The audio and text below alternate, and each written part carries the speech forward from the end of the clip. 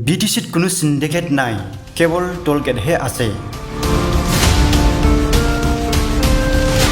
বিটিচিত কোনো সিন্ডিকেট নাই, বিটিচিত টোলগেটহে আছে। ছ'চিয়েল মিডিয়াত সিন্ডিকেট লৈ সৃষ্টি হোৱা বিতৰ্কৰ মাজতে বিক্ৰম দৈমাৰীৰ স্পষ্টীকৰণ। টোলগেটত লোৱা পইচা আমি কোনেও নাপাওঁ।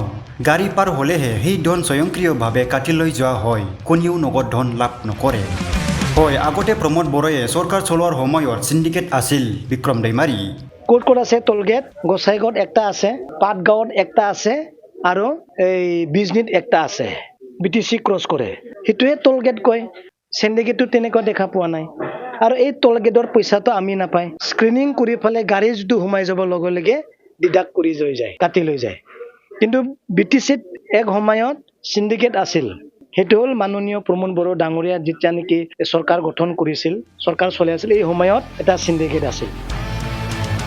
নলেজ ফেষ্টিভেল, দুৰাণ কাপ আদি বিভিন্ন কাৰ্যসূচীৰ নামত খৰচ দেখুৱাই সিন্ডিকেট ধৰে ধন আত্মসাৎ কৰা হৈছিল।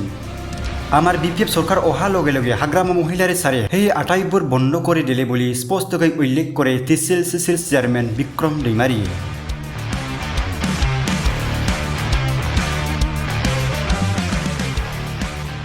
যে নলেজ ফেষ্টিভেলৰ নামত খৰচা দেখাই পইচা সিন্ডিকেট কৰিছিল।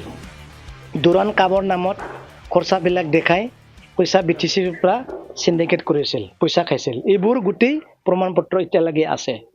বা লেটাৰেৰী প্ৰগ্ৰাম কৰি পেলাই পইচা হিচাপটো দেখাব চৰকাৰত, তাৰপিছত চৰকাৰৰ পৰা পইচাটো সিন্ডিকেট কৰি খাব। এইবিলাকে সিন্ডিকেট আছিল।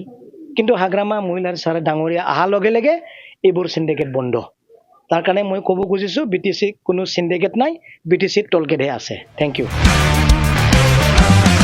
ওদালগুৰিৰ পৰা জোনাছ বসুমতাৰীৰ ৰিপৰ্ট, BDC Live 12।